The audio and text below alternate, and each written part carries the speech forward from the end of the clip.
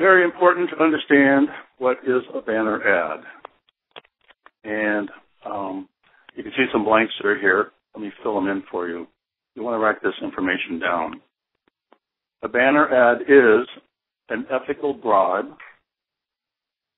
that the target finds so irresistible that they instantly click it to be taken to a squeeze page to opt in. I'm going to show you some squeeze pages because those are a big part of the campaign.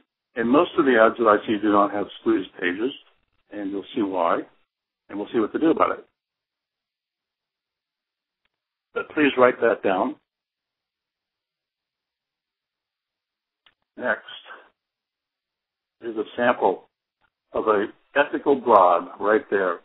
Now, this little ad here generates an awful lot of kids going to that one-on-one class. But you look at some of the things that they're giving you here. It's not just a free class. They're giving you a free membership, which is worth something, quite a bit of something. They're also giving you a free uniform. I know because I took a class and the uniforms are almost $100. So that's a really, really good deal. Now, number 2 is how people behave online and how do you use this information to build better ads. Well, basically what happens is that people's behavior is what I call it's either a competition or it's a strategy. And these are the simple facts. And you already know this. If you just think of yourself how you are online, you know that you're scanning before you read, which means the ad has to be a scannable ad, which means that it has to communicate very, very quickly to somebody who's in the scan mode. Number 2, that people are scanning the pages of your website for about 5 seconds. That doesn't mean they're not reading. It just means they're scanning first. So the ad has to be what is called a scannable ad. That means strong visuals, very, very strong bribe offer. And then are also searching for content. The other things that people are doing is that we're very, very goal-oriented. If you think of yourself again, you're hugely focused. When you go online, your mind is like, okay, you want to get an answer. You want to get somewhere fast. So you don't want things to interrupt that or get in the way. The other thing is here that people are frenetically scanning for news or items of curiosity. And that's why I think the best ads are basically news-oriented or curiosity-driven type of ads. In other words, they pique your curiosity. The other thing is that people want facts, and hype does not work on the Internet. It certainly does not work in ads, and I see an awful lot of ads that are very hypey, whether it's the words or it's the graphics or the visuals. And the other thing is that people can get very, very annoyed. I know I get very annoyed with a distracting ad. I saw an ad the other day that I was trying to look at something, and all of a sudden this ad popped up and covered almost the entire page. And it's very, very annoying. It wouldn't go away. It almost, I couldn't chase it away. Those are things that you don't want people to be annoyed with the advertiser. So I would not do annoying type of ads. I'm going to show you here in a second a list of annoyances that DoubleClick actually listed. You'll be able to see what those are. Make sure that you don't have any kind of annoying ads. But basically, you also think about yourself. You're standing there, when you're on your computer, you've got a mouse in your hand, and you can click things off and on very, very quickly. So that's either good news for your ad or that's bad news for your ad. Here's the list that DoubleClick had compiled a couple of years ago. I thought this was fascinating. Pop-ups in front of your window. Now, that's just what happened to me the other day when I went to a large website, and there was this thing kind of floating across the page. And there's others that kind of challenge you to get rid of the ads. You have to kind of find the ad with your mouse and click it dead. Those are also greatly annoying. But just look at some of the different things here. Load slowly, tries to trick you into clicking on it. These are things that we don't like. So these are the things, this is a list here of things that you definitely don't want to do with your ads, is violate any of these kind of rules.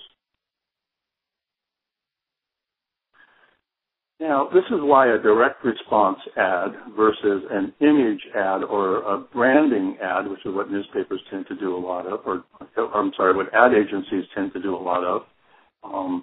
This is a direct response ad works on the online space better than an image ad or a branding ad, or even a lame product and price ad. So if you look back and think about what I just said on how people are using, the site and your site and how they're reading the site, The ads have to be targeted and very, very easy to read. So there are also people who are looking for irresistible offers and also understandable offers. That's another key, is that people actually have to understand the offer, and they have to do that in really, in just a second. You also have to be capturing data, which they're doing. You can't really see that here, but I'll show you how that's done. You have an expiration date, which adds to the urgency, and all these leads are trackable. In other words, there's tracking. Everything you do online is obviously trackable. So metrics give you a lot of information. Hopefully you share that information with your advertisers as well. Now this is what is called a squeeze page. And squeeze pages are hugely important. They're a huge important piece to a campaign. I'm going to show you a sample here in just a moment of what an ad looks like linked to a squeeze page. But this one here is one that was done, I just picked this off the internet. This is a very, very simple, easy to understand. But what a squeeze page does is it's linked to the ad. So you see the ad has a great offer, you click the command button, it takes you to a squeeze page, which is literally a dedicated page. Now you notice there's a lot more information here than you can cram into a little tiny ad. Well, that's by design. So what you're trying to do is have somebody open up this information data capture page, if you will. And what this page does is it restates the offer so somebody knows, okay, I saw the ad, now I see the offer again stated here, so I know I'm in the right place. It does give support copy, as you can see. So it gives benefits. It also collects customer data, and it's got a nice little button there that gives a lot more information. It causes a click. That is a squeeze page. Your ad needs to be linked to the squeeze page to be effective. When ads are linked to the advertiser's website, just think about that. If you go back and start clicking on some of the ads that you've got on your site, you're going to find, like I did the other day going to one newspaper, I clicked on 11 different ads that were on their homepage, and 10 of those ads took me to somebody's very, very lame, tired, worn-out website. It didn't even restate the offer. I didn't know where I was. I didn't know where I was supposed to go. That's a no-no. This here is what you want to do. That's why you have a dedicated squeeze page. Give the offer in the ad, and then the offer is explained and stated here, which all shows you're capturing data. And that's hugely important. So let me show you the campaign that is just kind of runs through the entire thing. So here is a bookkeeper. It's a payroll service here in California. It's a small town. And they're just now running these ads. You get 3 free months of payroll services free. Now, anybody here that has a payroll service or who uses a payroll service knows that they're very, very important. Payroll can get you into big, big trouble with the IRS. So they're giving away 3 months, and that's a lot of money worth of payroll services. So that's a very, very good offer to a small business owner. So they click that. There's enough information in this ad for somebody to click. Now, remember I said 20 words? Obviously, I violated my rule here. There's more than 20 words here, but it's also a fairly long ad. It's a long skyscraper ad. It does give more information because of the topic.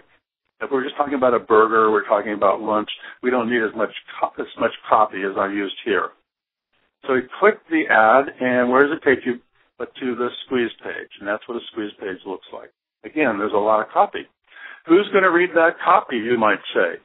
Anybody who wants that three months of payroll service. So there's a lot of information about the payroll service, what it does, how it helps, and so on. Now, once you fill out the data fields there, notice the first name, last name, and the email address. That's really important. You can't ask for more information than a first name, a last name, and an email address. And the reason I say that is people are not going to give you their more information, like their birthday or their telephone number. They're not going to give you a physical address.